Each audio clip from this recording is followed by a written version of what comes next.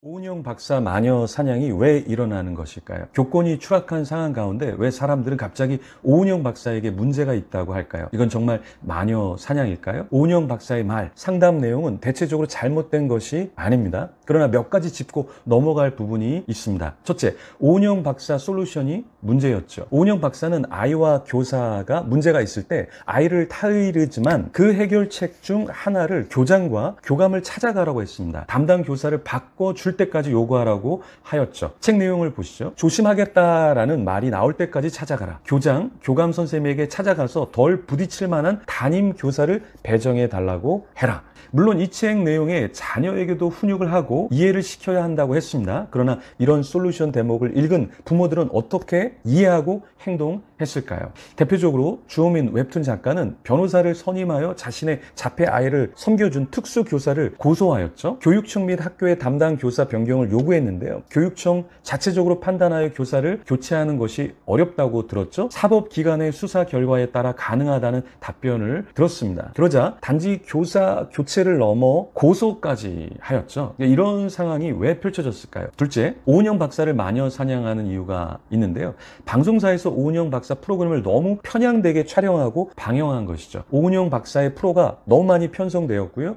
오은영 박사가 쪽집게 답을 주듯 그렇게 보이게 했고 무분별한 부모들이 거의 맹신하여 나온 결과이죠. 문제는 오은영 박사의 말이 아니라 사실 오은영 박사가 말한 것을 전후사정 생각 안 하고 적용하는 부모들이 더 문제였던 것이죠. 실제로 금쪽이들의 케이스도 보면 절대 다수가 부모 탓이라고 이야기를 하죠. 오은영 박사 말 전후를 따지지 않고 교권을 지켜주지 않은 것, 이것이 사실 문제입니다. 아이가 예민한 건 아이 잘못이 아니라 교사에게 모든 문제가 있다고 보게 된 것이죠. 그러니 교사들은 오은영 박사와 오은영 박사가 나오는 프로그램에도 문제가 있다, 이렇게 보는 것이죠.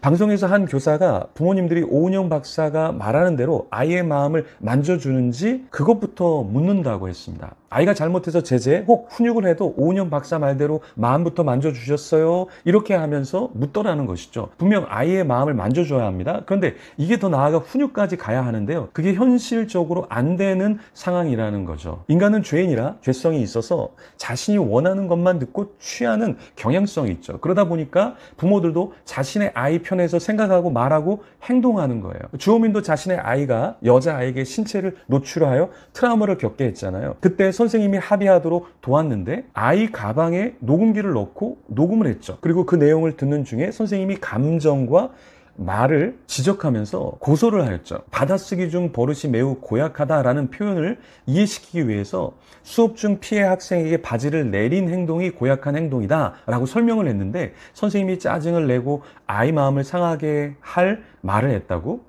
선생님을 재판정에 서게 하고 있죠. 이제는 조금이라도 마음을 만져주지 않는 것 같은 특수교사 혹 일반 교사가 있으면 다 고소를 당할 수밖에 없는 상황인 거죠. 셋째, 왜 마녀 사냥을 하고 있을까요? 오은영 박사가 말한 대로 자녀가 회복되고 학교, 사회가 건강해져야 하는데요. 그렇지 않은 거죠. 오은영 박사처럼 잘 그리고 빠르게 훈육하여 학교 아이들을 제대로 잡아줘야 하는데요. 선생님들은 그렇게 보이지 않는 거죠. 오히려 선생님들이 피해를 입고 있습니다.